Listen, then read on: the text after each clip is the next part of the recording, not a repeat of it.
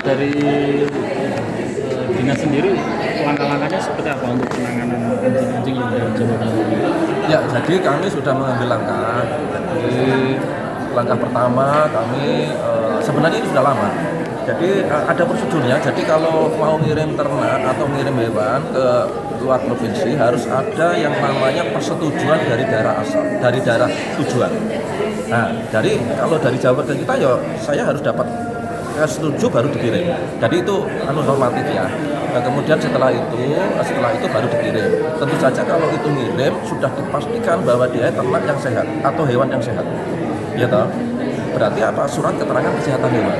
Nah, gitu. Ini sebagai bukti apa? Mana suratnya ada? Kalau tidak ada berarti belum cukup. Kami mempunyai 2 pos lalu lintas di Cilacap dan di Brebes.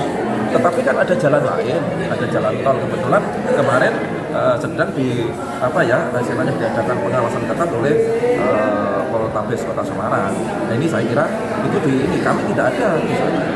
Setelah itu kami juga punya komitmen karena ini kaitan dengan Jawa Tengah sebagai bebas rabies sejak tahun 97, kami harus menjaga sekuat mungkin karena dari Pak Gubernur sudah sampaikan kita harus jaga, kami menyangkut kepada ketahanan daerah Jawa Tengah, ketahanan wilayah, sehingga jangan sampai terjadi keributan gara-gara itu malah apalagi korban. Saya kira itu. Sekarang ini. Pak, ini kan mengingat Jawa Barat belum bebas rabies ya, Pak. Ya. Nah, hewan-hewan itu masuk ke Jawa Tengah, kewaspadaannya seperti itu. Ya, jadi kami mencoba tadi ada pos lalu lintas. Kemudian dari aturan itu kalau mau mengirim itu harus ada surat keterangan kesehatan hewan. Jadi pasti ternak sehat. Kemudian dari kami itu harus ada persetujuan dulu. Jangan dikirim. Ada persetujuan. Setelah ada persetujuan baru itu dikirim. Gitu. Tapi kalau enggak ya berarti kan tidak memenuhi terhadap norma itu. Gitu. Ya, vaksinasi juga. Jadi artinya dijamin ternak yang dilalu lintaskan ada ternak yang sehat supaya kita tidak, karena kita bebas. Yang bebas itu kan Jawa Tengah, DIY bebas, Jawa Timur bebas, DKI bebas, Jawa Barat belum, endemis di sana. Jadi kami risiko tinggi bisa saja dikirimi. Itu Jawa Timur bebas ya, DKI.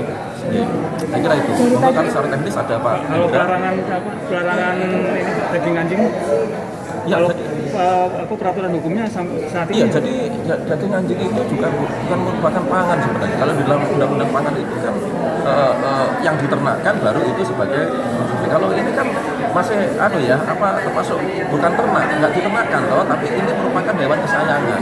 Jadi sebenarnya kalau itu apakah daging anjing itu merupakan pangan? Bukan. Itu adalah kalau pangan itu kan seperti kami di peternakan itu dibudidayakan kemudian dipotong dengan cara yang bagus, apalagi itu aman, sehat, utuh, halal atau aso. Nah, itu baru dikonsumsi karena kami juga harus melindungi konsumen juga.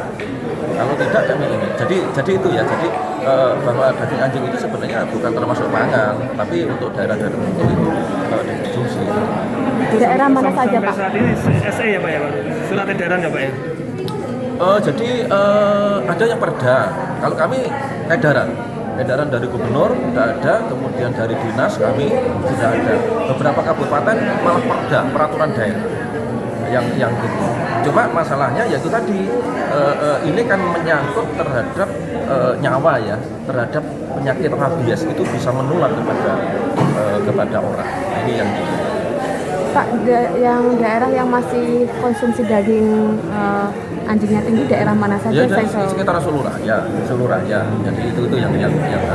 Jadi masih perlu untuk kita pendekatan ya, termasuk kepada yang menjual warungnya, kepada yang yang pengepulnya, kita pendekatan. Karena ini jangan sampai nanti karena hukum itu posisi yang terakhir. Jadi kita adakan penyadaran, adakan sosialisasi bahwa ini mempunyai risiko tinggi. Agak harus hati-hati. Pak, tadi ada barang bukti yang sakit, apakah itu terkena rabies dan penanganannya seperti apa ke depannya? Ya, penanganannya ini kita sudah diadakan di shelter.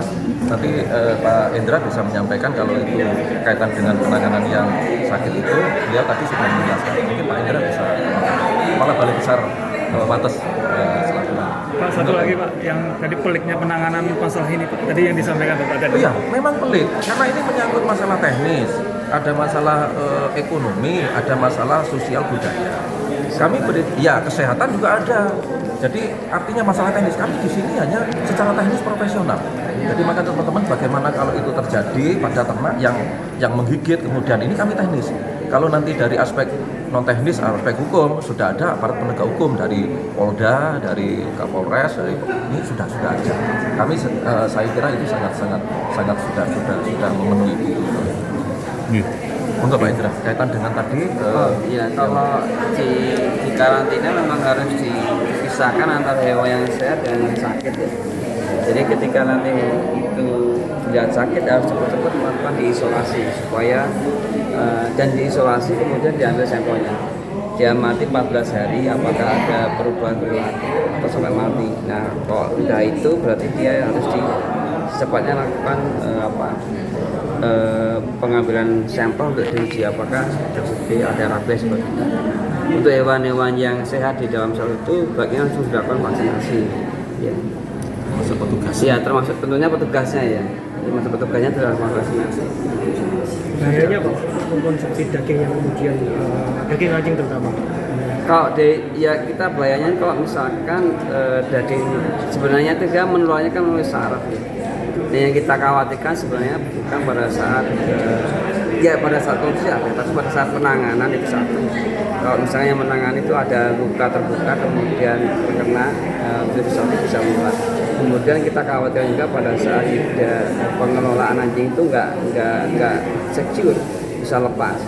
Yang ketiga pada saat mengkonsumsi yang itu tadi sebenarnya itu bukan bahan pangan, jadi memang tidak layak untuk dikonsumsi sebenarnya. Jadi itu lebih ke arah kesehatan bagi yang mengonsumsi, bagi yang menangani dan juga sekitarnya sebenarnya. Kalau waktu anjing lepas kan kita tidak tahu. Apalagi di sekeliling kita kan banyak kucing, banyak anjing-anjing yang di lingkungan yang mungkin perlu juga dijaga kesehatannya. Dari aspek penanganan hukum atau mungkin kaitan dengan barang bukti dan sebagainya mungkin dari Polda juga dari kota kali ada yang kaitan apa yang ditanyakan loh. Mas, ini sebenarnya pengiriman yang ilegalnya apa penjualan dagingnya yang dipermasalahkan? Itu kan sesuai dengan undang-undang peternakan dan kesehatan hewan ya, sudah ada pasal-pasal yang menyebutkan di situ bahwa seperti yang disebutkan dari Pak Kepala Dinas bahwa pengiriman hewan itu harus ada rekomendasi dari hewan asal itu untuk dinyatakan sehat dari dinas mungkin UPTB atau dinas kesehatan di kabupaten atau provinsi itu sendiri. Kalau dalam kasus ini Pak, dari surat-surat itu ditemukan apa enggak? Ada surat dari UPTB peternakan Kabupaten Subang dan kami sudah konfirmasi bahwa dinyatakan surat itu tidak terregister alias palsu, dipalsukan. Dan Polres Subang sendiri untuk penyidiknya sudah komunikasi sama saya, perkara yang di sana juga diproses, dinaikkan ke tingkat penyidikan seperti itu untuk pelaku pembuat surat itu. Terus untuk ini Pak, barang bukti nanti gimana itu Pak?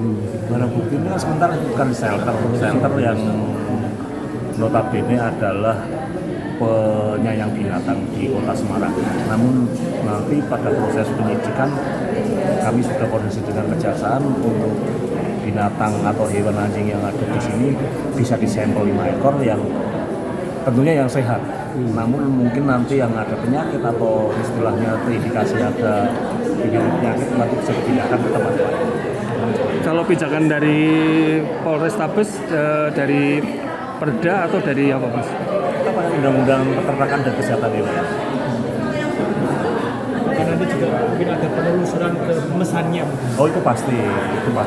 Tapi dari asal barang ataupun dari nanti yang memesan barang itu pasti kita akan melakukan penyelidikan sampai ke sana.